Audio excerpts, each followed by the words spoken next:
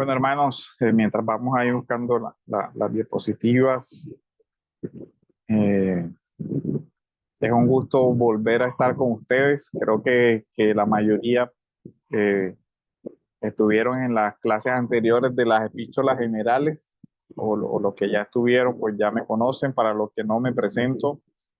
Mi nombre es Oduber Miranda Benítez. Eh, yo soy uno de los pastores de la Iglesia Bautista Reformada de Salvación y Vida Eterna acá en la ciudad de Barranquilla.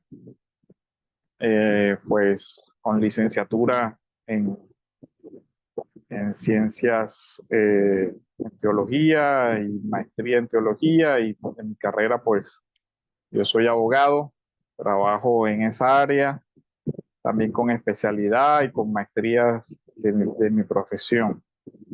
Y bueno, hoy vamos a estar desarrollando un acercamiento contextual al mundo del apóstol Pablo para, digamos, luego aterrizar todo ese marco general al, a la lectura de sus cartas, sobre todo, y desde ahí poder hacer posteriormente una aproximación a la teología paulina en la medida en que el tiempo pues nos permita este proyecto ambicioso de hacer todo eso.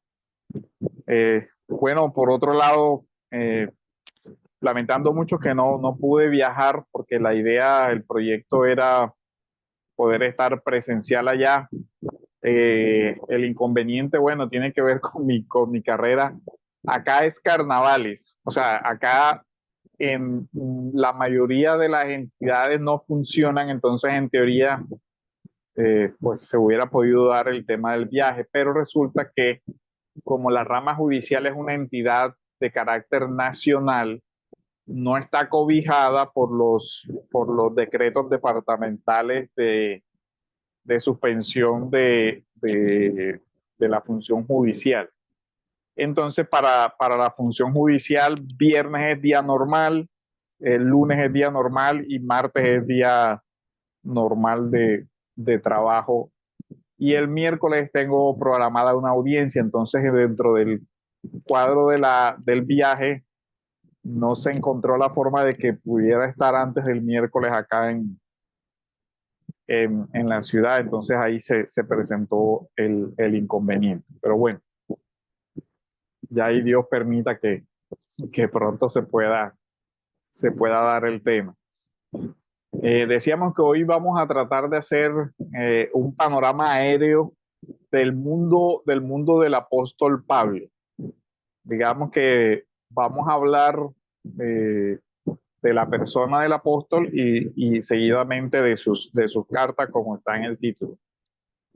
Y bueno, la idea es hacer un acercamiento y que ese acercamiento poco a poco lo vayamos aterrizando a las cartas. Entonces, si de pronto el contenido no es inmediatamente trasladable a las cartas, no se preocupe, pero es necesario para después hacer un acercamiento más profundo a la teología de las cartas. En la segunda diapositiva hay un cuadro eh, sobre el apóstol Pablo, un mosaico de la iglesia de una mezquita en Estambul, Turquía. Digamos que ahí vemos cómo todavía en toda esa parte del mundo, pues la figura del apóstol Pablo siempre ha estado presente y es, digamos, representado en muchísimas obras de arte, e incluso eso sería ya un área de investigación, la representación, cierto, artística del apóstol a lo largo de la historia, pero siempre es bueno ver cómo la influencia del apóstol Pablo realmente es como su mensaje universal. Y lo que vamos a ver es precisamente el contexto del apóstol Pablo, que también nos sirve ubicarnos en ese contexto general del mundo del Nuevo Testamento. Aquí hay una cita del Evangelio de Juan, de los versículos 19 al 20. No sé si alguien, para ir haciendo como dinámico, colabora con la lectura. Pilato Entonces, también, usted, mi hermano, tranquilo.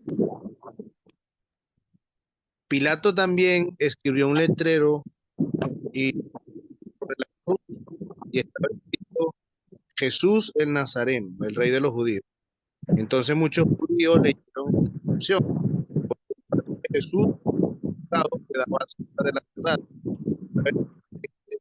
en latín. Bueno, lo que nos interesa es, miremos la última parte de la inscripción. Bueno, ya sabemos el título, ¿cierto? Jesús el Nazareno, rey de los judíos. Pero nos interesan los tres idiomas en los cuales se presenta la inscripción, porque esos tres idiomas van a representar tres mundos que confluyen y que están ahí en todo el contexto del Nuevo Testamento y por supuesto también en el contexto del apóstol Pablo. Entonces nosotros tenemos un mundo judío representado por el idioma hebreo, un mundo latino o romano, ¿cierto? El contexto cultural romano y el mundo griego o el helenismo. Esos tres mundos son necesarios para entender el Nuevo Testamento y por supuesto son necesarios para entender la teología, la vida, la obra y la misión del apóstol Pablo. Entonces, desde esa óptica, lo que vamos a hacer hoy es hacer un acercamiento muy aéreo sobre estos tres aspectos. ¿Eso qué quiere decir? Que para la comprensión del apóstol Pablo se necesita entender algo de estos tres mundos. Esto que le exige a ustedes como estudiantes de la Biblia, conocer algo del judaísmo, del segundo templo en el primer siglo, conocer algo de la historia romana y conocer algo del mundo helenístico. Y miren que hoy que se habla tanto de pluralismo religioso y que se habla tanto de inclusión y que se habla ese mensaje así, sin duda que es interesante abordar eh, la vida de Pablo y su teología y su mensaje, porque precisamente nosotros incluso podríamos encontrar un modelo en la vida de Pablo para la misión hoy de la iglesia, porque es que digamos que Pablo se enfrentó a una especie de mundo global como el que nosotros conocemos hoy, pues salvo pues los medios de comunicación como la red y todo lo demás. Pero sí era un mundo donde se encontraban muchísimas escuelas de pensamiento y a ese mundo predicó Pablo. Humberto Eco, que es famoso por su obra de novela histórica medieval, El nombre de la rosa, y que es un gran semiólogo, es uno de los especialistas modernos en el tema de la semiología y de la interpretación y todo el tema del lenguaje, hace una intervención sobre Pablo que quiero compartir con ustedes para que veamos cómo hoy sigue vigente y cómo este autor hace esa interpretación de Pablo para el mundo globalizado, para nuestro mundo actual. Miren que él dice, el modelo del milenio será Pablo, que nació en Persia, de una familia judía, que hablaba griego, leía la Torá en hebreo y que vivió en Jerusalén, donde hablaba el arameo y cuando se le pedía el pasaporte era romano.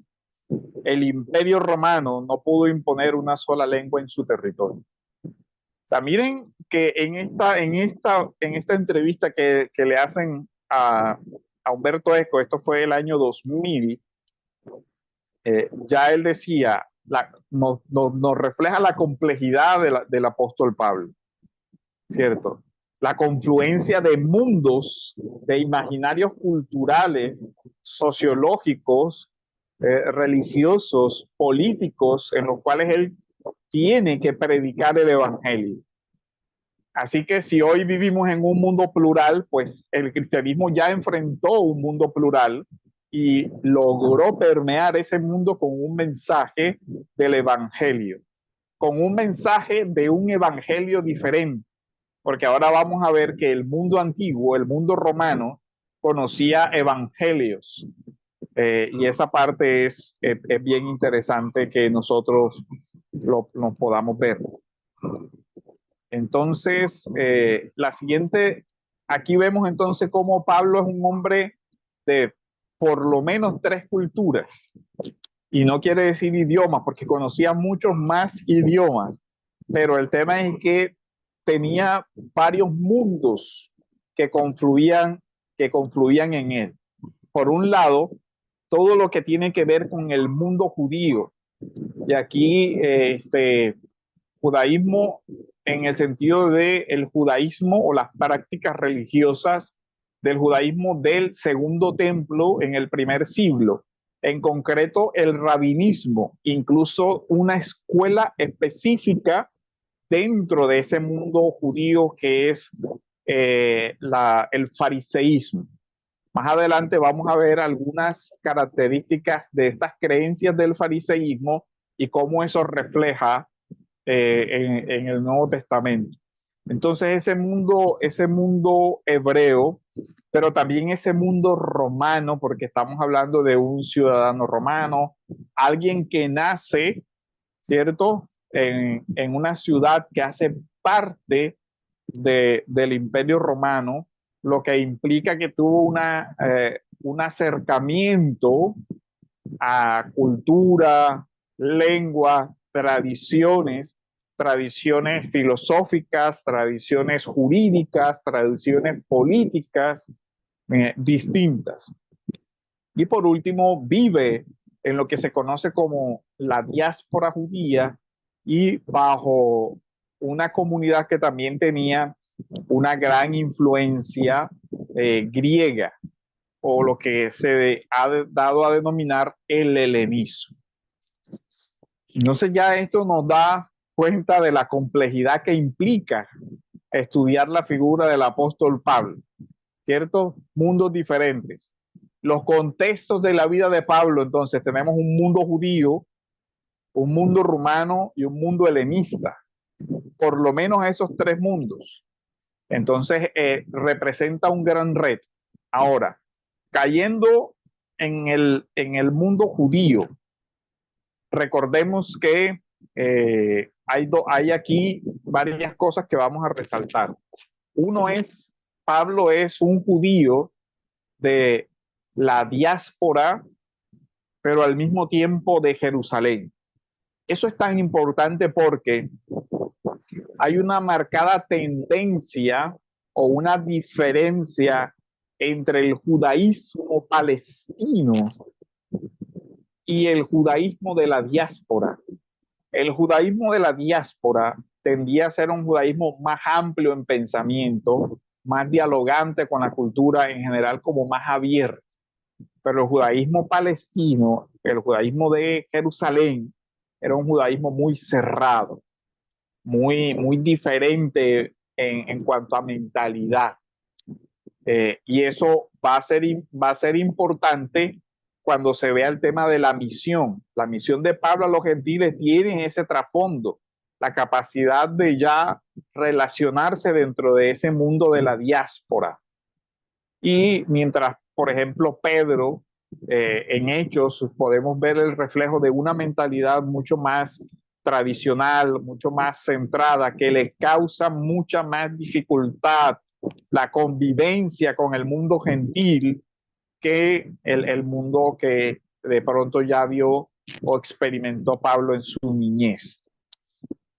Entonces eso nos da ese contexto. Ahora, donde nos vamos a centrar aquí con el tema del mundo judío es básicamente en los grupos religiosos que son contemporáneos del apóstol Pablo.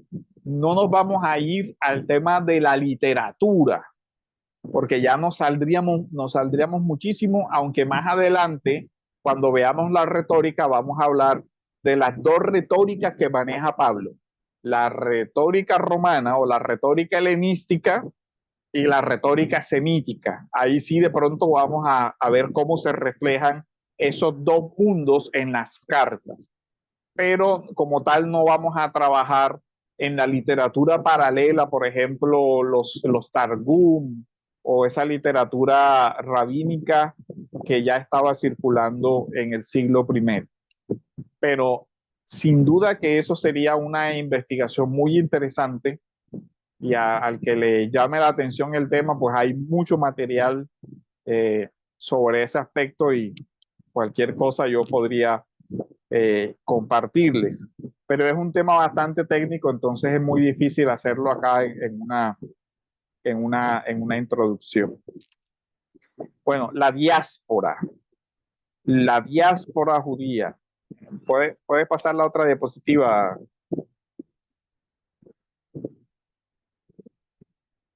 Entonces, hay que notar esto.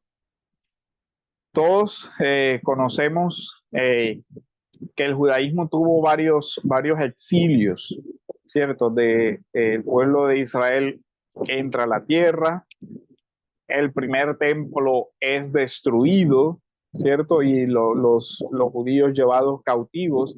Y desde ahí vemos que los judíos vivieron regados por el mundo antiguo, exiliados en Babilonia, en Persia, regados por el mundo. Entonces, por todo el mundo conocido se fueron dando comunidades judías, se fueron estructurando sinagogas, incluso en los países donde el pueblo judío fue deportado, no todos regresaron. Recuerden que algunos se quedaron en el país. Y con relación a los judíos, también se da este efecto de que cuando entra, ¿cierto?, el mundo romano o el mundo griego, ya encuentra esas comunidades establecidas en todo el territorio del mundo conocido en esa época. En algunos lugares, los judíos eran despreciados, eran excluidos de la sociedad, mientras que en otros lugares eran admirados porque pues eran comerciantes o ejercían algunas profesiones importantes. Entonces, pues todo dependía de la localidad o el escenario en que estuvieran. Habían eh, pues colonias donde los gobernantes eran muy cercanos a esa comunidad judía y habían otras donde no. Entonces se da esa ambivalencia. Se da incluso lugares donde los judíos, su religión y su ética era admirada y en consecuencia, pues se producían lo que se llaman los prosélitos, es decir, personas, ¿cierto?, que adherían a la fe hebrea y hacían el proceso de convertirse al judaísmo, mientras que habían otras personas que pues perseguían más bien el tema de los judíos. Entonces la diáspora es un fenómeno que ya nosotros vimos también cuando vimos las cartas universales, cómo Pedro hablaba de a los expatriados y cómo se hablaba en Apocalipsis de las iglesias regadas en todo Asia y toda esa parte. Pero una característica muy importante del tema de la diáspora es que la diáspora creó una mentalidad más abierta en los judíos que vivían fuera de la tierra de Israel. Pero también creó un rechazo entre los judíos que vivían en la tierra de Israel. Pablo nace en la diáspora. Pablo nace en la diáspora judía y de hecho predica en esa diáspora judía en Atenas, Corinto, Éfeso, y ya nosotros sabemos por los relatos del Nuevo Testamento que donde quiera que él llegaba, buscaba primero esas comunidades judías que estuvieran en ese lugar. Y siempre que llegaba a las grandes ciudades del imperio, él buscaba activamente hacerse parte de esas pequeñas comunidades y la mayoría pues predica en las sinagogas o donde no hay sinagogas, predica donde se reúnen normalmente los, eh, los judíos que de alguna manera se reunían para adorar al Señor en medio de la diáspora. También vemos que normalmente el pueblo judío desarrolla muchos roles de comerciantes y eso les da cierta, digamos, visibilidad para el tema de la sostenibilidad. Hermanos, hasta aquí hay alguna pregunta, duda, comentario.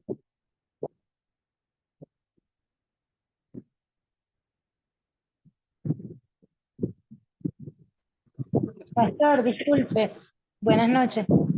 Cuando habla de que Pablo nace en la diáspora, ¿se refiere a su nacimiento como ser humano o a su nacimiento espiritual? Al No, momento estamos hablando de culturalmente, o sea, de su nacimiento físico, o sea, nace oh, fuera de la tierra de Israel. O sea, nace ok, como un judío porque él nace dentro de una tradición religiosa, es decir, los hechos y los evangelios, los hechos de los apóstoles sobre todo, nos dejan ver que él nace de padres judíos, pero que vivían en la diáspora. O sea, cuando se habla de diáspora es fuera de la tierra de Israel. ok, Esa es la clasificación, fuera de la tierra de Israel. ok, gracias. ¿Aquí Doctor, hay alguna otra una, duda, comentario? una, una pregunta. Entonces están los judíos de la diáspora y los de Jerusalén. ¿Cuál es el término que usted usó? Por lo general el judaísmo palestino, por decirlo así, Ok, pero es el judaísmo, digamos, eh, miren, hay dos rabinismos, como para que alcancemos a ver la importancia de esto. Las tradiciones rabínicas de Jerusalén se, se compilan en lo que se llama el Talmud. El Talmud forma un cuerpo legal que se llama la Mishnah y los comentarios de la Mishnah, la Gemara. Hay dos Talmud. Está el Talmud de Babilonia, es decir, el Talmud de fuera miren que es la misma, o sea, son marcados porque hay dos tradiciones rabínicas muy representativas, tanto es así que hay un Talmud de Jerusalén y hay un Talmud babilónico. Entonces, digamos que eso puede ayudar a entender, o sea, el judaísmo del primer siglo es un judaísmo muy plural. Tiene los partidos que vamos a ver ahora, pero además de eso, dentro de los mismos partidos tienen un cuerpo de literatura bien interesante que es el Talmud de Babilonia.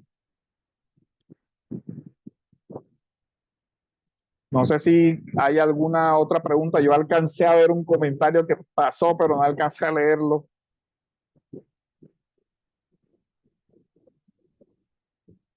No sé si el hermano de pronto lo puede, porque vi que hay como un comentario, pero no alcancé a Sí, verlo. aquí dice, ¿existía alguna rivalidad entre los palestinos y de la diáspora? Sí, y era bastante fuerte porque, eh, ¿qué les digo? Por ejemplo, se hablaba de que lo santo era el territorio de Israel, lo otro era impuro. O sea, la tierra es santa. Entonces, los que viven de la tierra, de alguna manera, pues están fuera. Incluso esto se refleja en la elección de los diáconos, ¿se acuerdan? Esteban, ahí está las dos. Cuando él habla de los griegos ahí, o incluso cuando habla en otro texto de que a Jesús se acercan unos griegos en Jerusalén, no está hablando de griegos como Platón o esas cosas así, sino que está hablando de los judíos que vivían en la diáspora. Y en Hechos se dice que había un conflicto entre las viudas de los hebreos y las viudas de los griegos o de los helenos, porque en esos grupos había cierta rivalidad. Si usted quiere de pronto saber más de este contexto, hay una obra de Alfred de Derechen que se llama La vida y los tiempos de Jesús el Mesías, pero la otra que se llama Usos y costumbres de los judíos. Hay un capítulo sobre el fariseísmo y les explica toda esta parte del mundo rabínico y muestra la diferencia. Incluso vamos a ver ahora las diferencias dentro de los partidos, porque habían, por ejemplo, partidos, pero dentro de esos partidos habían subescuelas. Y esa es otra cosa importante. Por ejemplo, Pablo se identifica como fariseo, pero es importante que nosotros entendamos que el fariseísmo tenía varias escuelas, dos escuelas principales. Una escuela de un rabí que se llama Shammai y otra escuela de otro rabí que se llama Hillel. Hillel fue de los profesores de Gamaliel en esa línea. Entonces nosotros podemos ubicar a Pablo dentro de una escuela rabínica específica, una escuela que entre otras cosas en algunos puntos era más amplia en sus interpretaciones que la otra escuela que tendía a ser más rigorista. Habían varias posibilidades, por ejemplo, con relación a esta parte del fariseísmo de Pablo, incluso vemos que hay diferencias con relación al tema del matrimonio. Una escuela era más laxa y otra escuela era más rígida. Entonces ahí como para que tengan esa parte en cuenta. Entonces el fariseísmo, digamos, tiene su origen en la época desde el segundo siglo antes de Cristo, en la época de la crisis macabea, y básicamente se caracteriza porque habla o reconoce que hay dos Torá. Ellos hablan de dos Torá.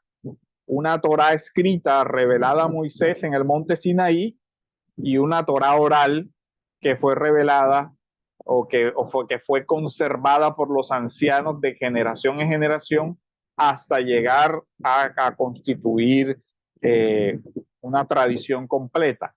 A esta Torá oral es la que se encuentra en el Evangelio, representada por las tradiciones de los hombres, las tradiciones de los ancianos, que habla Mateo, que habla, ustedes invalidáis el mandamiento de Dios por vuestra tradición. Todo eso es de lo que nos está hablando.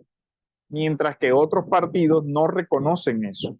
Entonces, esta es una diferencia importante porque en general el fariseísmo reconocía esta tradición oral como autoritativa también. Y Pablo se identifica como fariseo. Y de hecho, en la escritura de Pablo, en la forma como argumenta Pablo, en la forma como presenta, se ve que tiene un gran conocimiento de esta tradición oral y además que tiene un gran conocimiento de los métodos de exégesis rabínica de su tiempo, en especial de la escuela de Hillel. Entonces eso como para tener en cuenta. Algo de contexto cultural. ¿Puedes pasar la otra diapositiva? No sé si aquí alcanzan a leer. Esto es una cita de Flavio Josefo, ¿cierto? Flavio Josefo, recuerdan, incluso es contemporáneo, más o menos contemporáneo del apóstol Pablo. Él está en la revuelta judía de la destrucción del templo, cuando el general Tito, ¿cierto? Asalta a Jerusalén.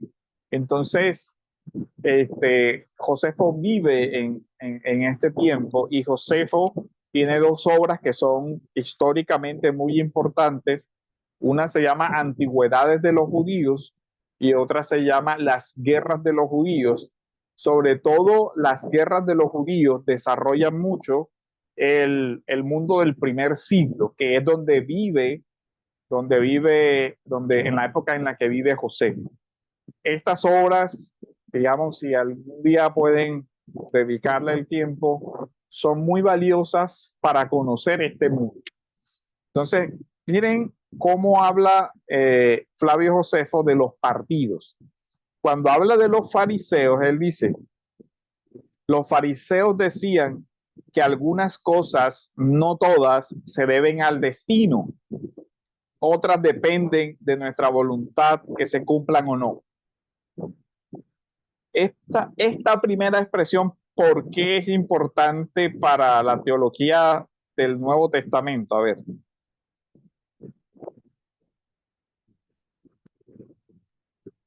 Que va a formar lo que es la teología.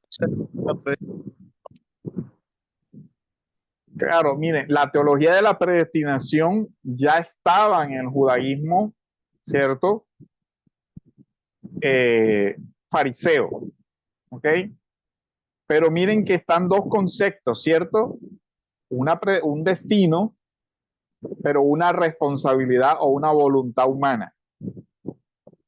¿Sí ven lo interesante? Pues cuando leemos en Pablo que habla de una predestinación, no es un concepto, digamos, que saca de la nada, sino que hace parte de su tradición. Ojo, lo interpreta, digamos, con una mirada más amplia a la que sus contemporáneos fariseos tenían. Pero para un fariseo que lo escuchara, eso no era algo extraño completamente. ¿Sí ven? Ahí es donde quiero que resaltemos. Hay un horizonte común. Para un fariseo, no es una doctrina rara. O sea, no es una doctrina, digamos, que desconozca, porque ellos tienen la idea de que hay una Torá celestial, que hay una voluntad de Dios celestial y que de alguna manera todo está predeterminado por Dios. Pero al mismo tiempo creían que el hombre sí tenía una voluntad y que tenía una responsabilidad. Y esto es teología, digamos, farisea contemporánea, o esto es lo que nos dice Flavio Josefo, que creían los fariseos en la época en que Pablo está escribiendo. Entonces, por eso es importante estos acercamientos, ¿cierto? Nos da digamos, ese marco conceptual para ver, digamos, y acercarnos a decir, oye, la doctrina de la predestinación no es un invento de Pablo, al contrario, habían teología farisea que ya trataba el tema buscándolo o argumentándolo desde el Antiguo Testamento. Pero obviamente que Pablo, por la acción del Espíritu Santo, logra purificar, digamos, esa conceptualización que ya estaba circulando y presentarla con una referencia ya directa a Jesús como el Mesías.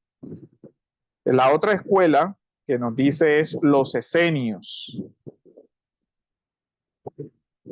Los esenios, dice, afirmaban que todo se debe al destino y que los hombres nada pueden hacer que escape al destino.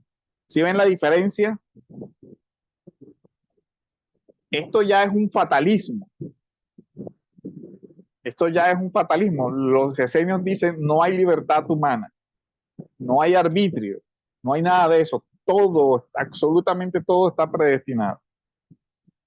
¿Sí ven?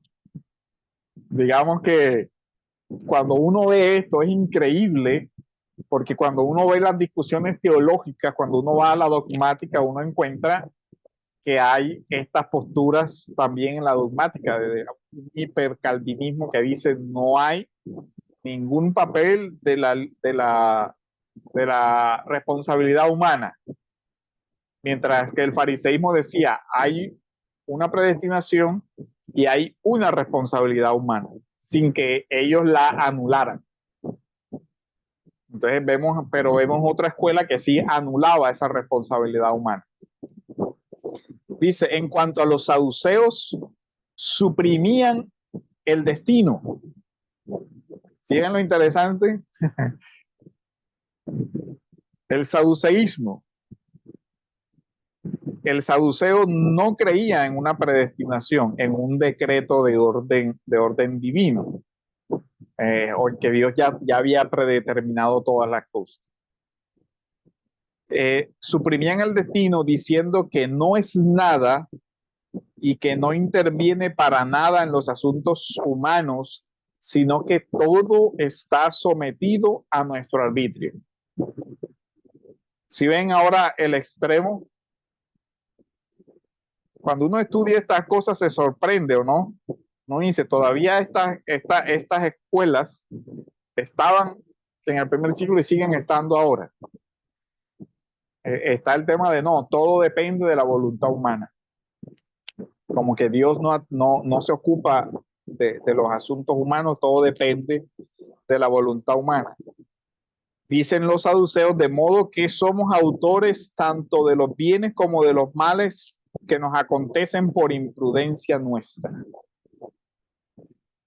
Ahora, pregunto, ¿se refleja entonces estas situaciones en las cartas de Pablo, donde Pablo corrige este tipo de ideas?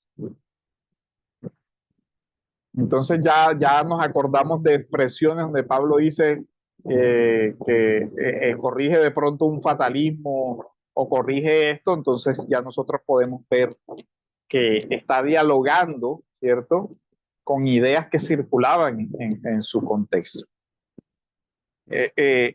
Sigue diciendo Josefo, dice, 3 eran las filosofías. Yo creo que pasaste. Ok. No obstante, volveré a mencionar brevemente. Los fariseos viven parcamente. Bueno, les voy a leer otra partecita de Josefo. Este fue el libro que le mandé, el libro rojo.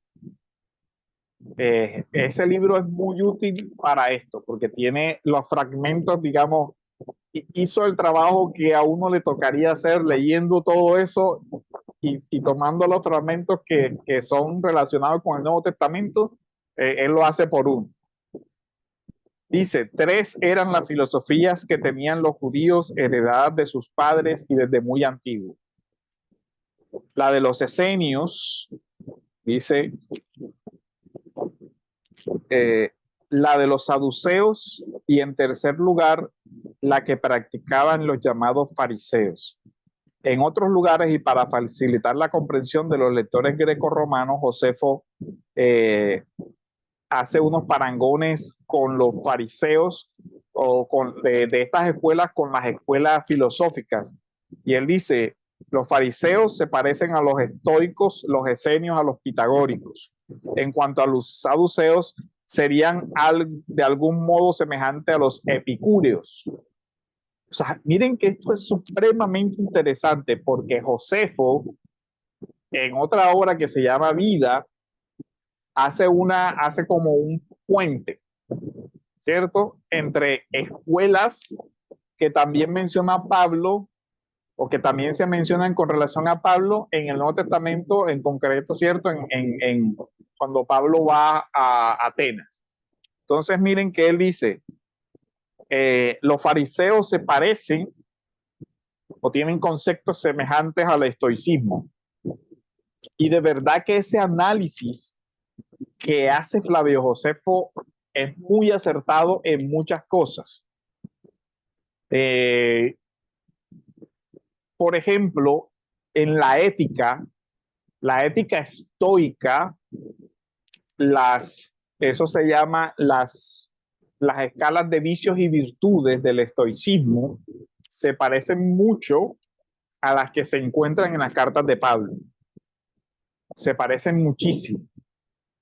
Eso se llama la paremnética, es decir, hay cierta semejanza en las listas de vicios y virtudes que se encuentran en el Nuevo Testamento a las de los estoicos, pero ahí les tocaría pues revisar algún material de ese tema.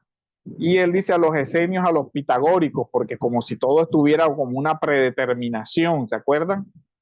Porque ya los pitagóricos creían que hay un universo pues matemático que no permite ninguna, que se salga de la ecuación, como quien dice.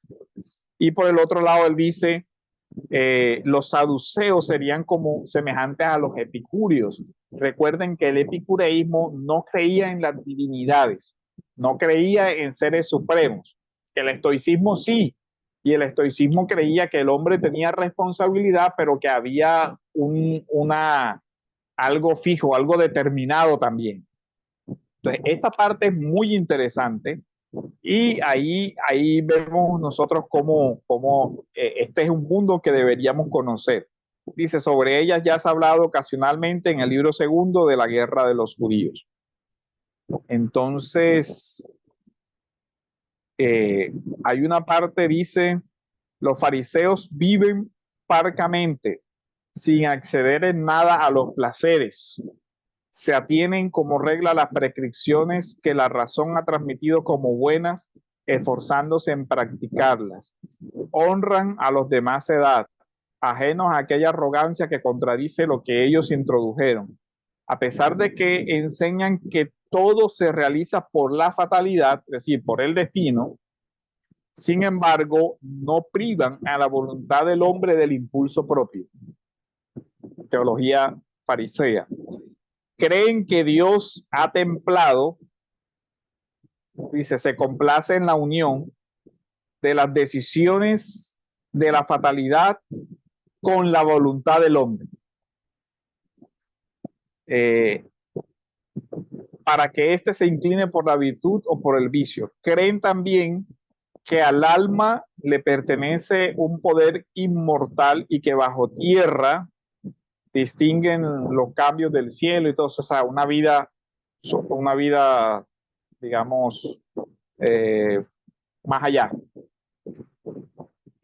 Tendrán premios o castigos según se hayan consagrado a la virtud o el vicio. En cuanto a los que practican esto último, eternamente estarán encerrados en una cárcel, pero los primeros gozarán de la facultad de volver a la vida. A causa de eso disfrutan de tanta, a causa de todo esto disfrutan de tanta autoridad del pueblo que pertenece a la religión. Entonces miren cómo es la diferencia, pero miren lo que dice de los saduceos. Los saduceos enseñan que el alma perece con el cuerpo. O sea, son una especie de materialistas y se limitan a la observancia de la ley. La observancia de la ley, entiéndase que rechazan la tradición oral farisea. ¿Ok? Entonces, si nosotros entendemos esto cuando nos ubicamos, por ejemplo, cuando Pablo habla de, está en el juicio y dice que vio que unos eran saduceos y otros eran fariseos, y él viene y resalta y dice, yo soy fariseo y en cuanto a la esperanza de la resurrección de los muertos se me juzga. Entonces lo que hace ahí es hábil, porque de alguna manera los fariseos entonces ya se sienten involucrados en el debate. Dice, lo están juzgando a él, pero realmente están juzgando una creencia farisea, a saber, la resurrección de los muertos. ¿Sí? Entonces, como ya el debate se convierte entre las dos escuelas. Y Pablo alinea y ahora lo hace, digamos, siendo honesto en que él dice, yo soy fariseo, yo creo la resurrección de los muertos. Y por eso se me está juzgando. Ahora, el tema es si Jesús resucitó o no resucitó, pues es otra discusión, pero yo creo la resurrección de los muertos como lo creen ustedes. Y ahí dice que se da el conflicto y al final Pablo termina saliendo bien porque se convirtió en un debate de otra naturaleza. Entonces dice que los saduceos, por el contrario, no creen esa ley oral, esa Torah oral, no creen en la resurrección. Y por lo general, cuando llegan a algunos cargos públicos, dice Josefo, ellos se atienen a los conceptos de los fariseos. ¿Por qué? Porque los fariseos tenían, digamos, el cariño del pueblo y era la mayoría, y que si no se acogían a esa mayoría, podían llegar a tener, digamos que, dificultades. Por el otro lado, dice, los esenios consideran que todo debe dejarse a las manos de Dios. Enseñan que las almas son inmortales y estiman que se debe luchar por obtener los frutos de justicia. Envían ofrendas al templo, pero no practicaban sacrificios. Entonces, miren la complejidad de estos grupos o de estos partidos en la época de Pablo. Entonces, leyendo estos, ahora también estaban los celotes, ¿cierto? Ya que era un partido más, buscaba una restauración de la gloria de Israel, ya por el tema de las armas y todo lo demás. Entonces, no sé, hermanos, si hasta aquí, yo sé que hay bastante cosa aquí, pero estamos condensando lo que más podemos, como para que, y ustedes ya pueden hacer las conexiones con diferentes pasajes que ya han leído, y dice, listo, esto lo dice Pablo por esto, o en Hechos dice esto por esta cosa, o aquí. Ahí dice las láminas se refiere a las diapositivas.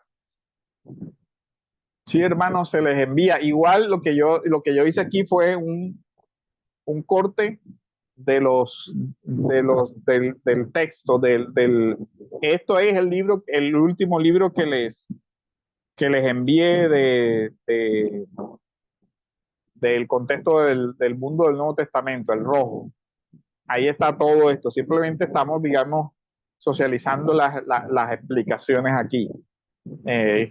Y les señalé ahí los lugares donde están. Entonces, bueno, no señalé las páginas, voy a señalarles las páginas para que tengan las páginas del libro y lo puedan revisar. Hasta aquí, ¿hay alguna pregunta, duda, comentarios? Pastor, viendo entonces que los fariseos vendrían siendo el grupo más popular para el pueblo judío, eh, la teología farisea era la teología que manejaba al pueblo. Sí, el saduceísmo era un grupo muy elitista, muy cerrado, y era la aristocracia. Y era incluso la aristocracia cercana a los gobernantes romanos o los gobernantes que estaban. Y de alguna manera ellos no eran exactamente pro romanos, porque trataban de mantener que las instituciones judías tuvieran cierta independencia, pero sí eran como muy de la maniobra política, y como era un partido muy pequeño, digamos que el grueso del pueblo estaba influido por el fariseísmo. La teología de la predestinación entonces era común para el pueblo, sí lo manejaban. Sí, claro, porque la mayoría de las escuelas fariseas tenían eso en común. Creían ya, ojo, cuando estamos hablando aquí de predestinación, no estamos hablando de la misma formulación dogmática que hoy conocemos de la predestinación. Eso ya sería un anacronismo. O sea, no estamos diciendo que lo que encontramos en Berkov es la misma idea farisea. O sea, para hacer la distinción de que no es así. Pero el germen de la idea ya está. Y digamos, lo que trato de decir es que cuando Pablo habla del tema, para los fariseos no era completamente nuevo, pero no quiere decir que sea igual. ¿Ok? Ya hay una elaboración, pues del propio Pablo. Pero que hay antecedentes y que incluso puede que él elabore sobre ideas que ya estaban. Gracias, pastor. Ok, sí, para que no se entienda como que la doctrina farisea de la predestinación es igual a un calvinismo, no. Eso que quede claro. Está buena esa aclaratoria, pastor. Es muy buena. Sí, pero sí es bien interesante porque sí hay elementos comunes. Miren, eso podría ser una tesis de doctorado. Facilito. La doctrina farisea del primer siglo de la predestinación y, y compararlo con la teología de Pablo en los detalles, y después compararlo con la dogmática posterior ya también en los detalles, porque ahora no podemos hacer eso.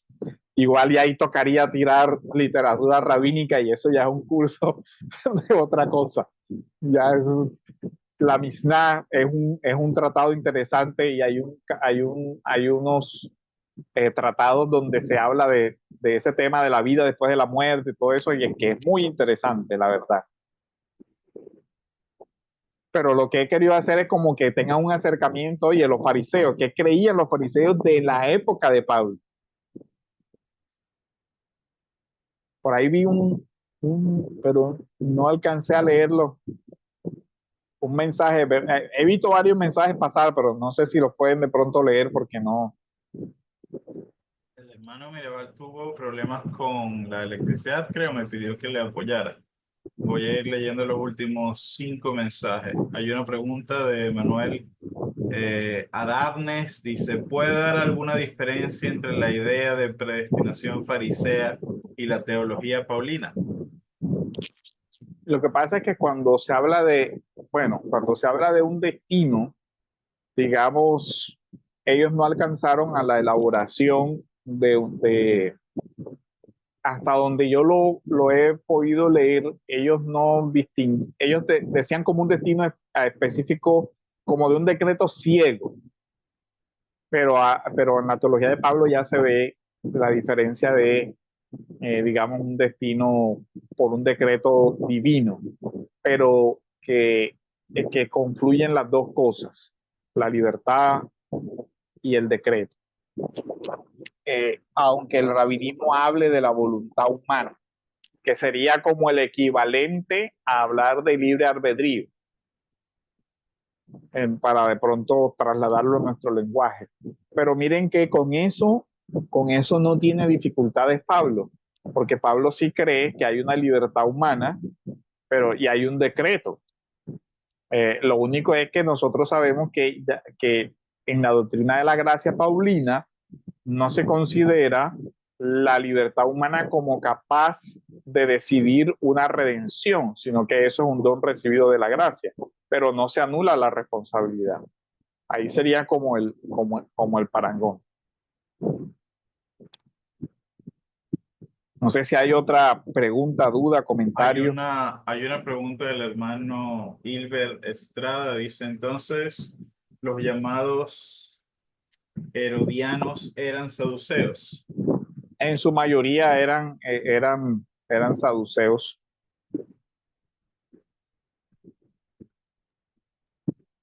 Acá hay otra pregunta que ya la confirmó, si va a compartir las diapositivas. Ya dijo que sí. Hay una del hermano Oscar Llanes que dice, el caso de un fatalismo sería el combate en 1 Tesalonicenses 4:13. Que dice primera de Tesalonicense, vamos a buscarlo.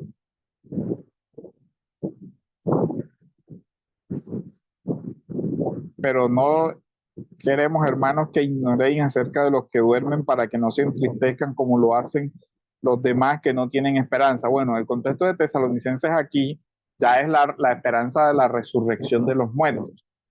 Digamos que sería la antítesis de un saduceísmo que no cree en la resurrección, pero le está hablando a gentiles que no tienen la claridad de esta doctrina de la resurrección del cuerpo.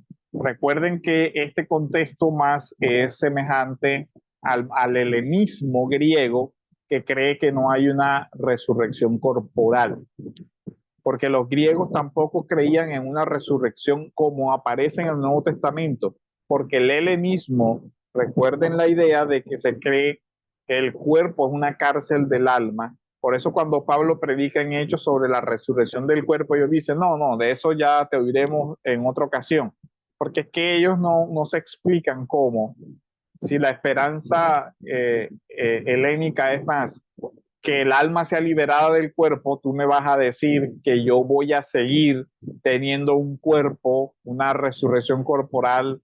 Eso no cuadraba dentro de esa teoría del más allá de ese mundo griego que se encuentra más cercana a la idea del Fedón de Platón sobre el alma que a la resurrección como se encuentra en el Nuevo Testamento, que tiene raíces veterotestamentarias que también incluye la redención del cuerpo.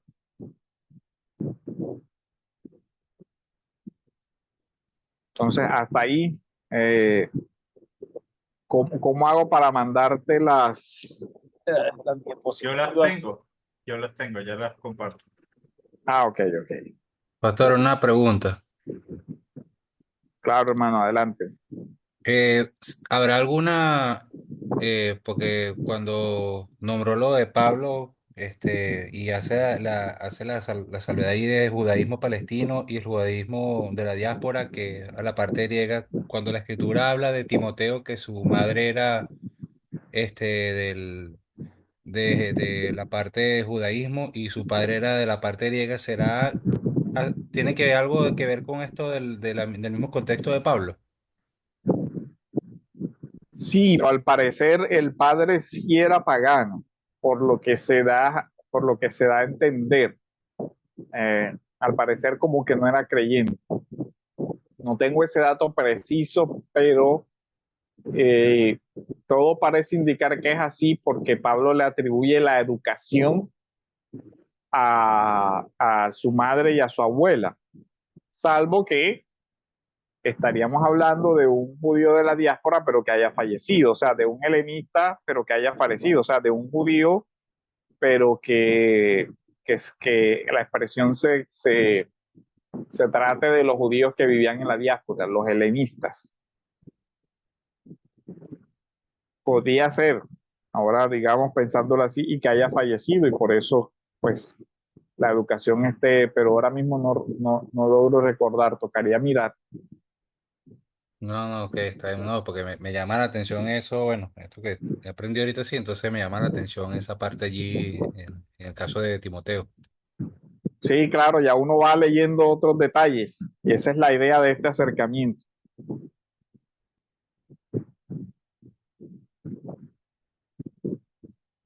Bueno, hermano, ahora el tema quedamos hasta los esenios y celotes, ¿verdad?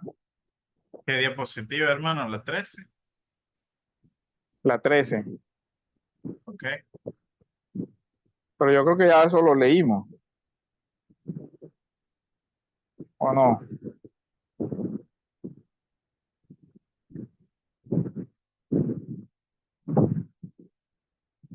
Hay otros grupos también, como los samaritanos, y esa parte también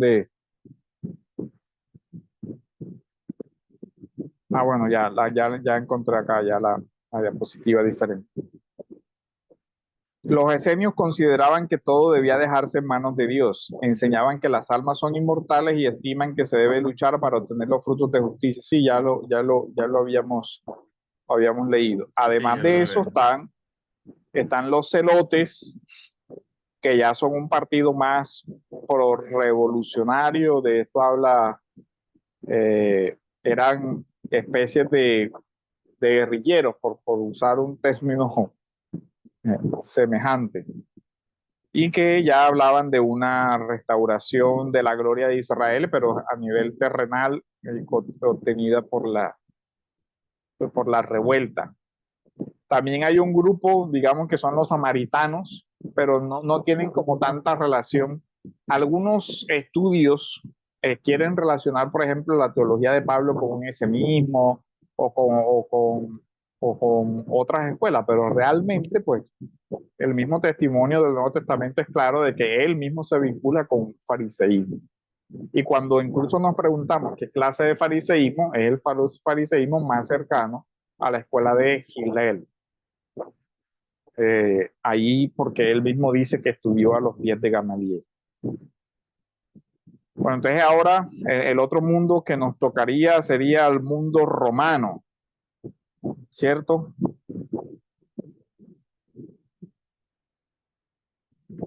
Roma. La otra diapositiva, hermano, después de eso. No, creo que hacia atrás. Dale un poquito. Una que dice el mundo romano. Atrás, estás bastante adelante. Ahí.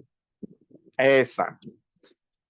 Bueno, el mundo romano conocía varios tipos de religiosidad. Miren, si quieren conocer a fondo la religiosidad romana y griega, o sea, esta espectro, hay un texto que se llama La Ciudad Antigua. El autor se llama Numa Demis Faustel de Colans. Esa obra trae toda la historia de ese mundo romano, de las costumbres, de todo eso, que enriquecería mucho la lectura del Nuevo Testamento. Bueno, pero entonces el mundo antiguo o el mundo romano, ahí vi que hay como una pregunta. Dice el hermano Oscar Llanes, en Filipenses 3:5 en adelante, Pablo dice de sí mismo, hebreo de hebreos, que pareciera no dejar a dudas que sea un caso parecido a Timoteo.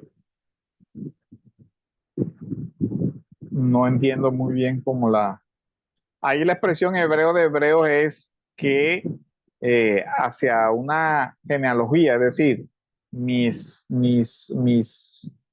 abuelos, mis tatarabuelos, todos ellos han sido hebreos. O sea, su genealogía ya es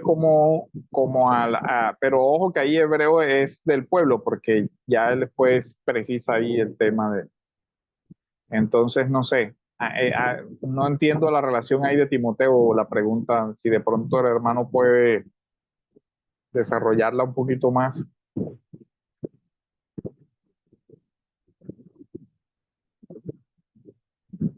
No, ok, bueno, pronto ahorita. Entonces, el mundo antiguo conocía varios sistemas religiosos. En la época del Imperio Romano habían religiones de la naturaleza, ¿cierto? Las que honraban todo el tema de la fertilidad, creían en todo el tema de ese sistema de culto. Habían las religiones de misterio a la que podía adherirse un ciudadano. Y habían las religiones del Estado, la adoración al emperador, que se consideraba que el emperador era el que daba la prosperidad y todo eso. Habían dioses del imperio, dioses de las ciudades. Y esto no era excluyente. Es decir, alguien podía o tenía el deber de celebrar los cultos para la prosperidad del imperio, las religiones del Estado. Digamos que eso sería una religión política, pero no exactamente como la idea de política ahora, sino de polis, de la ciudad, ¿cierto? El culto de la ciudad. Pero esa persona también podía tener cultos privados, o sea, creencias o religiosas privadas y tener vinculación con las diferentes religiones de misterio, las dionisíacas, las eleusinas y así. Y ellos no veían como necesariamente algo contradictorio. Aquí sí hay un choque muy grande con el cristianismo, que por el monoteísmo no permite ese tipo de cruces. Entonces, esa es como parte del tema del mundo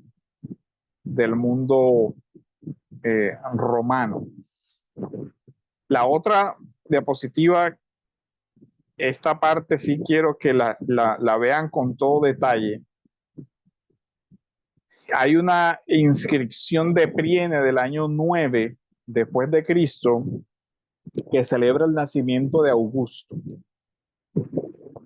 Y esto es para que veamos cómo era el sistema del culto imperial y la razón por la cual el cristianismo va a chocar tanto con el imperio romano. Miren lo que dice esta inscripción, refiriéndose al cumpleaños de Augusto, o sea, festejando el nacimiento. Este día ha cambiado la faz del mundo, pues este había llegado a su ocaso, o sea, había acabado el mundo si en el nacido no se hubiese manifestado la felicidad para todos los hombres. Note ese término felicidad, es bienaventuranza. ¿Ve? La felicidad, la bienaventuranza. Él es realmente el que en este aniversario aparece,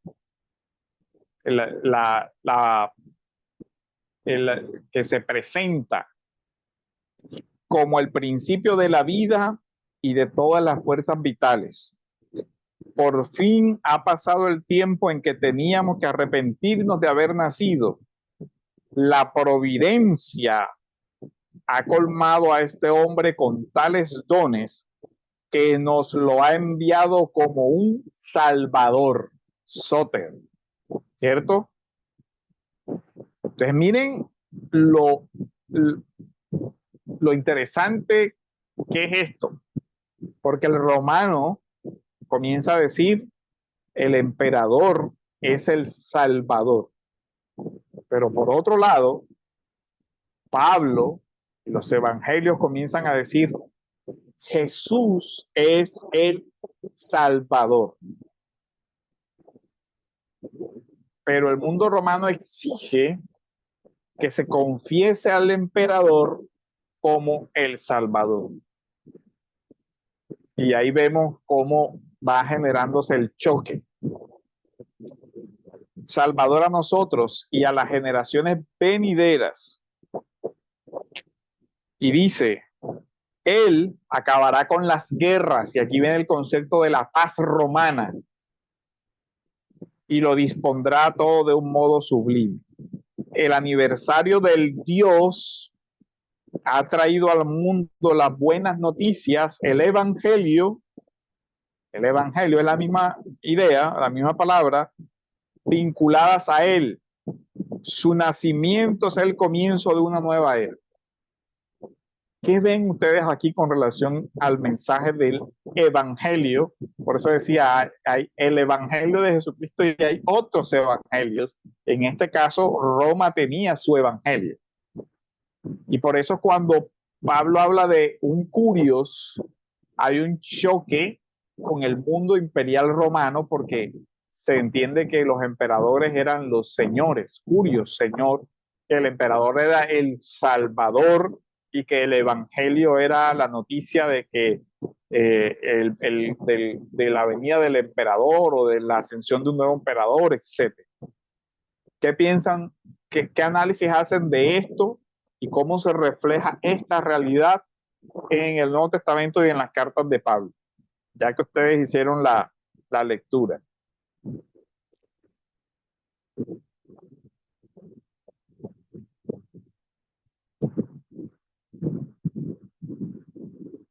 No, pastor, bueno, lo que veo es que la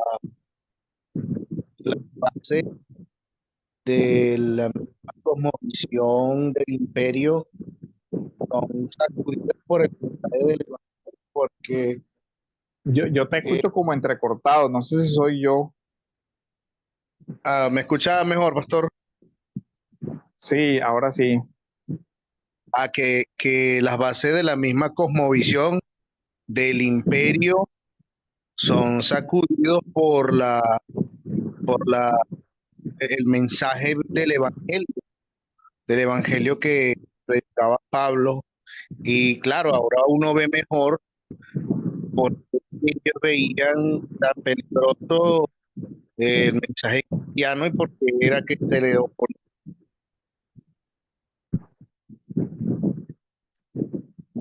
Ah, la última parte no te la escuché, no te logré escuchártela bien.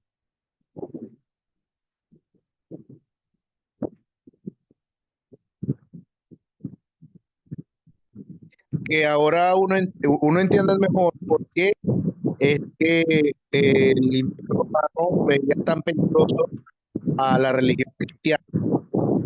El choque y la persecución, ¿cierto?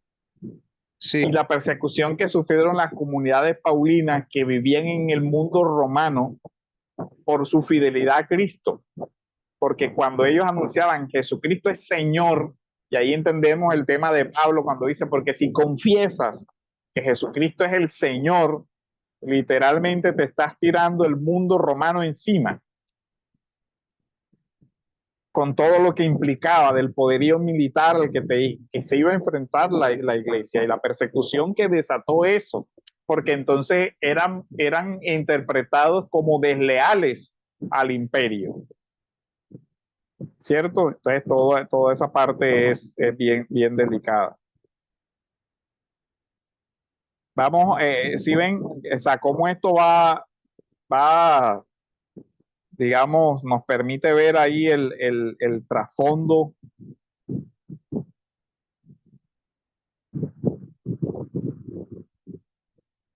Un poco, Otra vez no alcancé a leer porque es que yo creo que es mejor que,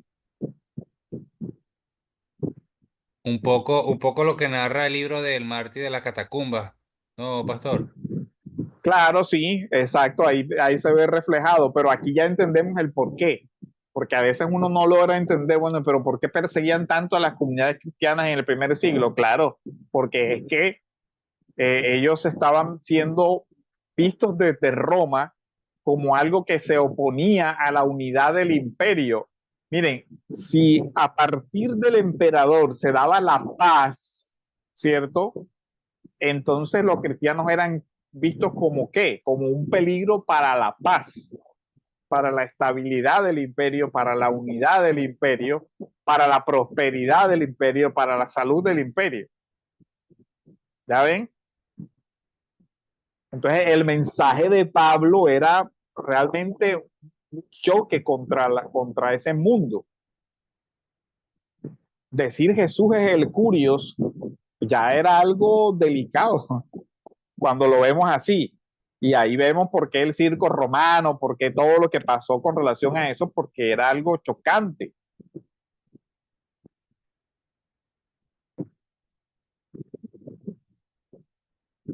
¿Comprendido ahí? ¿Nos quedó claro? sí, pastor, quedó claro. O sea, el mensaje del evangelio menoscababa los fundamentos de la Pax Romana. Claro, y el culto imperial, porque es que el tema es el monoteísmo, ¿cierto? El creyente, cuando se habla, por ejemplo, o sea, es que el Estado como tal era divinizado en la persona del emperador. No es como acá, digamos que acá el Estado es uno dice, yo tengo un presidente, pero listo. Pero cuando allá la persona se arrodillaba frente a los gestos que requerían los emperadores eran religiosos, que se les quemara incienso, que se adorara, que se postrara, eran gestos de adoración. Y ahí está el problema. O sea, por ejemplo, imagínense a un creyente que estuviera en el ejército. Bueno, yo no me puedo arrodillar a adorar al César, porque yo creo que Jesús es el único Salvador. Eso generaba bastante, es bastante fuerte. ¿Ya ven? Hermano, ¿puedes pasar la otra diapositiva? Solo le quería informar, pastor, que ya pasó la hora, o menos de que quiera seguir, pues. Ok, bueno, vamos a leer esta última y quedamos pendientes para mañana del helenismo. Uy, yo pensaba dar todo esto hoy.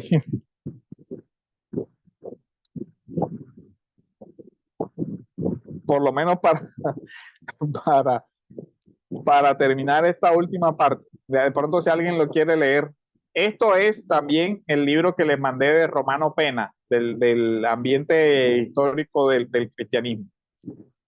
Dice, el carisma cristiano desde sus inicios propuso no solo el monoteísmo, ¿cierto? De ascendencia judía, sino también el único y universal señorío de Jesucristo. Ahí está Filipenses, Corintios, todo eso. Y esto no tardaría en cruzarse con lo que ya venimos hablando, con la reclamación del emperador romano, que bajo el título Curios, Señor, era ya usado, miren, este término se usaba para las divinidades como Serapis, atribuido a Tiberio. También fue pretensión de Calígula hacerse llamar y creerse Dios. Esto está en Filón. Dios manifestado. Ese es el del manifestado, o sea, manifestación. Es de, ¿cómo es que es esa palabra que se usa también en el Antiguo Testamento para las apariciones de Dios? Pero es la Teofanía. idea, como, o sea, exacto, como Dios apareció. ¿Sí ven? O sea, es muy fuerte, porque incluso por eso era que los judíos estaban dispensados de este servicio religioso al emperador, porque es que era obviamente contra totalmente la creencia judía. Y dice, Dios manifestado dado al difunto Claudio y la celebración de Nerón como Nerón revivido o como Nerón, el señor de todo el mundo. Al mismo Nerón, el rey de Armenia, Quiriades, se dirige con estas palabras de homenaje en el año 66. Yo, oh soberano, soy tu esclavo y he venido ante ti, mi Dios, para adorarte como Mitra y seré lo que tú quieras ordenar. Entonces, es en este mundo cuando Pablo dice Señor y muestra a Jesús como, como la verdadera manifestación de Dios por allá en Timoteo y todo eso. Miren la diferencia, este es el contexto. Ya ustedes entonces cuando lean las cartas y encuentren estas expresiones dicen, oye, esto realmente choca frontalmente contra las pretensiones de divinización del Estado y contra el culto al emperador. Y eso era algo muy complejo en esa época. Entonces, hasta aquí, ¿alguna duda, pregunta? Lo que nos faltaría es el ambiente helenista. Claro, hermanos, miren, esto es un resumen contra resumido.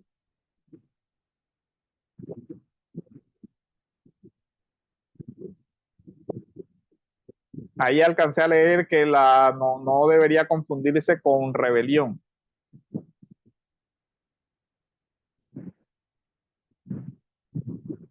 Pero no alcancé a leer bien, hermano. Si puedes de pronto leer la pregunta para... Ya voy a leer la pregunta. Acá dice, por eso el interés del apóstol en recordar la obediencia a las autoridades, Romanos 13:1, Tito 3:1, porque el evangelio de Jesucristo podía confundirse como una rebelión. Es una pregunta, un comentario. Una El contexto, miren, el contexto de Pablo sobre el tema de las autoridades es más de ese tema de la soberanía de Dios en el entendido de que dice, las autoridades están de alguna manera, directa o indirectamente, establecidas por Dios. Pero recuerden que también el Nuevo Testamento nos permite ver el tema de los límites de las autoridades. Y en Pablo, aunque se ve, digamos, el reconocimiento de las autoridades, no solo en este caso, sino en su mismo procedimiento y en que se somete a las autoridades que lo juzgan y todo eso, aún así, el límite es que Pablo no permite que esas autoridades sean de alguna manera divinizadas. O sea, para Pablo son instrumentos humanos. Y miren que hay algo que lo relativiza de una manera muy importante, y es que para Pablo esas autoridades no son divinas en sí mismas, sino que derivan su autoridad de Dios. ¿Sí ven la diferencia? Mientras que el emperador era Dios en sí mismo y lo que él decía era palabra de Dios, entre comillas, Pablo dice, no, están ahí por Dios, pero no son divinas en sí mismas. El O sea, apóstol hace eso lo es mismo con todas las autoridades, ¿no? Con la autoridad del esposo en el hogar, con las autoridades de los padres sobre los hijos. Son como claro, agentes que representan a Dios. La obediencia al Hijo al Padre es porque claro. representa a Y Dios, como si incluso fuese a miren, Dios. eso es muy importante porque el pater familia romano tenía derecho de vida y muerte sobre sus hijos. Para que veamos eso, digamos, cómo choca el mensaje del Evangelio con esas costumbres. Porque Pablo va a decir, no, solo Dios tiene derecho de vida y muerte sobre alguien. Ninguna autoridad lo tiene, salvo que sea por algo legítimo, como la pena capital, y eso ya es otra discusión, pero por ahí va el tema. O sea, entonces miren las implicaciones de la diferencia de cómo Pablo ve el tema. Ahora, ¿eso de dónde viene? Que hay otra parte teológica importantísima, y es que Pablo cree en un Dios creador, y eso marca una diferencia y una distancia entre Dios y las criaturas. Y lo que Pablo está diciendo, toda autoridad humana es la de una criatura, por lo tanto no es la misma autoridad que la del Dios creador. Esta es una derivación, una delegación. ¿De dónde saca Pablo eso? Del Génesis, o sea, es una teología del Antiguo Testamento sobre la creación y sobre que él entiende que hay autoridades, pero que entiende que esas autoridades no son divinas, porque recuerden que en Israel el rey nunca se divinizó. ¿Sí ven la diferencia? El rey nunca se divinizó, el Estado nunca se divinizó. El rey era el pastor que Dios había puesto para cuidar a su rebaño, pero nada más. Por eso las imágenes de David como pastor y todo eso, pero eran de delegación de cuidado. Por eso y es más, otro dato que no está ahí, que es contextual también. Pablo, si ustedes buscan la imagen, esta no la tengo aquí, pero si buscan la imagen de la diosa Nike, ella tiene una espada y los ojos vendados. Es la imagen de la justicia. Y en Romanos él dice, no en vano lleva la espada. No sé si de pronto alguien la puede buscar por ahí, googlear un momentico, y la hermana la puede. Me repite cuál para compartirla acá de una vez. Dike, Dike.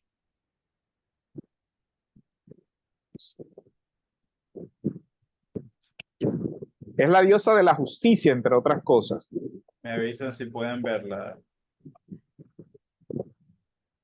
Exacto, cualquiera de esas. La que lleva los ojos vendados y lleva la balanza y la espada. Esa es la diosa Dike.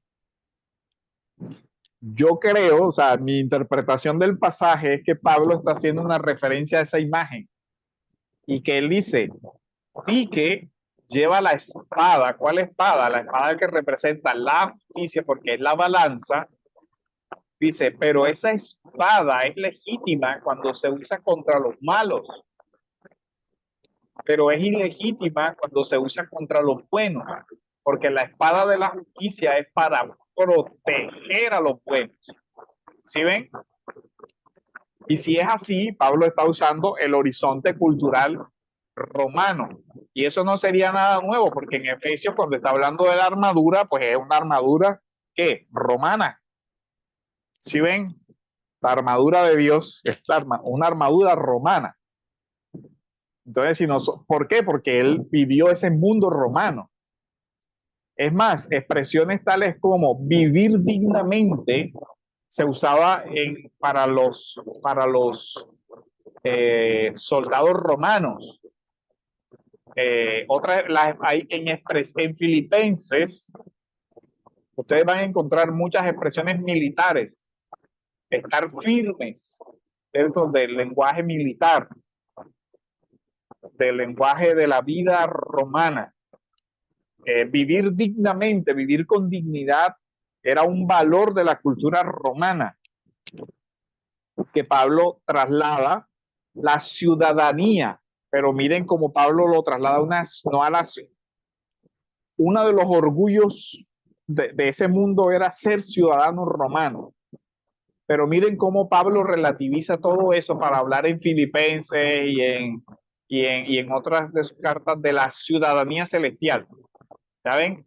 Entonces, ahí muy interesante. Entonces, no sé si aquí hay alguna otra pregunta, duda, comentario sobre esta parte del mundo romano.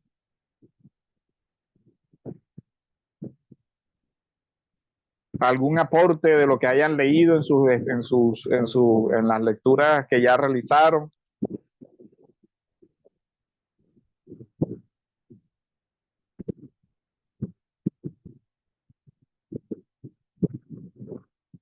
Hermanos, ¿están ahí?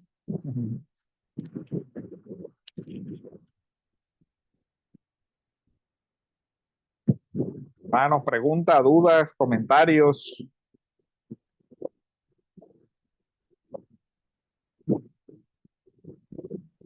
En parte está muy claro. ¿Han logrado hacer conexiones de esto con el tema en las cartas?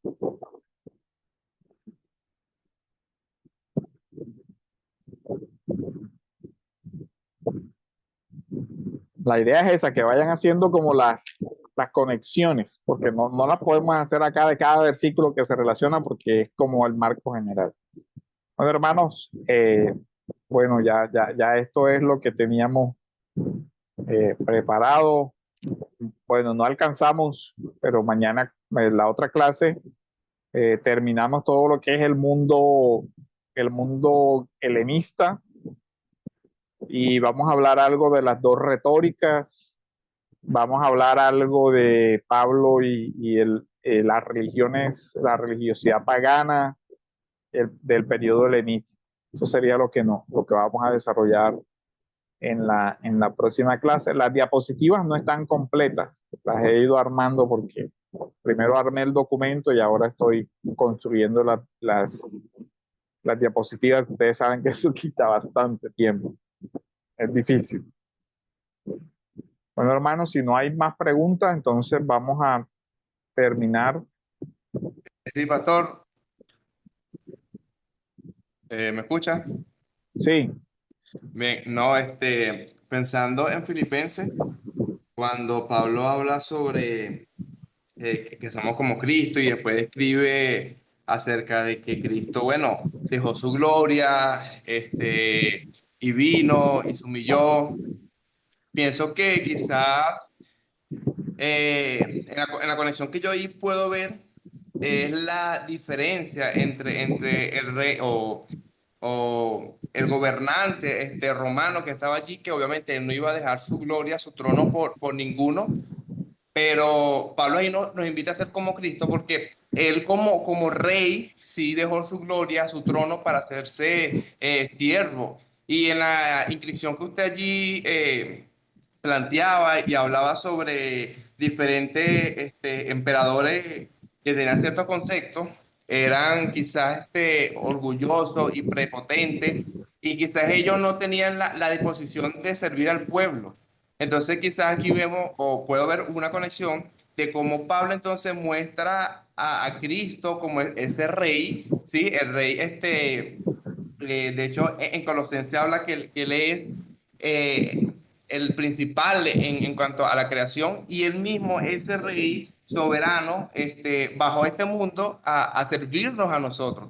Entonces, obviamente, esta cosmovisión, este concepto, quizás golpeaba mucho a esa idea romana de que, wow, o sea, un rey, un grande se hizo pequeño por aquellos pecadores, y quizás eso golpeaba mucho a la mente del emperador y quizás a muchos gobernantes de que yo no voy a ser como ese evangelio, como el rey de ese evangelio, que quizás dejó su trono por los demás. Entonces quizás vemos aquí también parte del choque de la convicción de Pablo con esta convención romana de que ninguno iba a dejar su trono por otro. Claro, ahí podemos ir viendo toda esa parte. Y es más, les adelanto un poquito, de los conceptos mediterráneos centrales es el honor y la vergüenza. Entonces, por ejemplo, cuando se dice Jesús se humilló, ahí asumió una vergüenza, se despojó, ahí se despojó de su gloria, de su honor. Ahí va, por ahí va, hermano, ya vamos haciendo esas conexiones que son importantes. Muy bien, esa es la idea. Anímense. Bueno, hermanos, vamos a orar entonces para que Dios les dé reposo y podamos en la otra clase continuar. Ahí tienen ese libro de Romano Pena, de verdad que se lo recomiendo muchísimo. Yo sé que igual ya tenemos lecturas asignadas y todo, pero guárdenlo ahí. Pueden encontrar muchos temas. Por ejemplo, el que quiere investigar sobre el estoicismo puede encontrar una gran cantidad de escritos de Séneca, que Séneca es un contemporáneo de Pablo romano, y entonces ver ahí cómo las ideas se relacionan, cómo las ideas que están en las cartas de Pablo se relacionan o son diferentes, cómo Pablo replantea y corrige esas ideas también. ¿Ok? Ese es un ejercicio muy bueno que lo va a enriquecer mucho, pero que entenderán que por temas de tiempo, pues no podemos quedarnos ahí en todos los detalles de esto. Hermano, oremos entonces. Bendito Dios, te damos gracias, Padre, por tu amor, por tu misericordia, por tu palabra, por la riqueza, Señor, de tu palabra en todas las áreas, en cuanto a la cultura, pero también, Padre, en que de verdad que tu evangelio es superior a cualquier, Padre, buena noticia terrenal o de liberación terrenal, más que cualquier ciudadanía terrena, Señor, nosotros tenemos una ciudadanía en los cielos, Padre. Te agradecemos por tu evangelio, Señor, y que el objetivo de todo esto sea cada día más comprenderlo y exponerlo de una mejor manera a todos los hermanos. En el nombre de Jesús. Amén.